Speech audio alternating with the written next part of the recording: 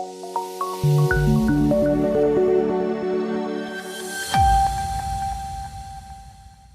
मोदी ने मुझे अपनी मंत्रिपरिषद में शामिल किया है। मैं इसे हरियाणा के लोगों का एक महत्वपूर्ण योगदान मानता हूं और मैं हरियाणा के लोगों की ओर से उनका धन्यवाद करता हूं।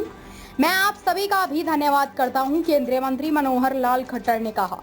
मित्रों, आज चूंकि अब 8 तारीख के बाद लगातार जो आप लोगों को सारा जानकारी है कि घटनाक्रम कैसे कैसे हुआ, प्रधानमंत्री जी ने अपने मंत्रिपरिषद में हमको शामिल किया। मैं हरियाणा की जनता का इसमें बहुत बड़ा योगदान मानता हूं और मैं हरियाणा की जनता की ओर से उनको धन्यवाद किया है।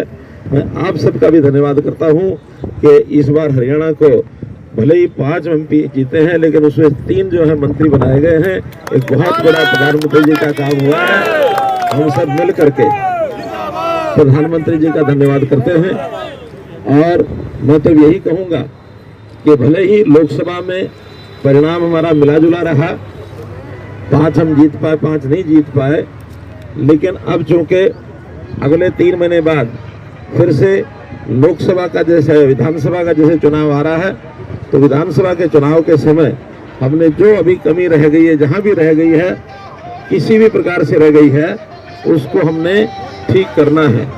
और एक एक बूथ को संभालो आप लोग, क्योंकि इस बार कांग्रेस ने कई प्रकार के ऐसे होछे हथकंडे अपनाए, गलत तरह का प्रचार किया और उस प्रचार के कारण से हमारा एक वर्ग उनके झांसे में आ गया।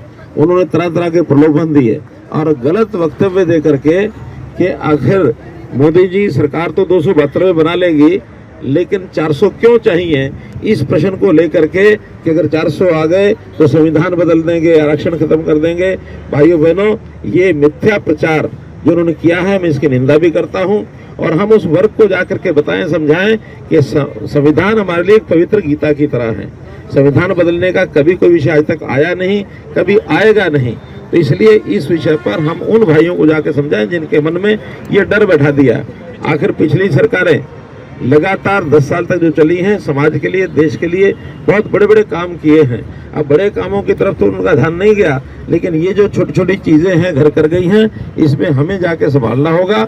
और अब अगले 3 महीने बाद हम अपनी जो भी जहाँ जहाँ कोई कमी आई है उसको दूर करने के लिए आप लग जाएं।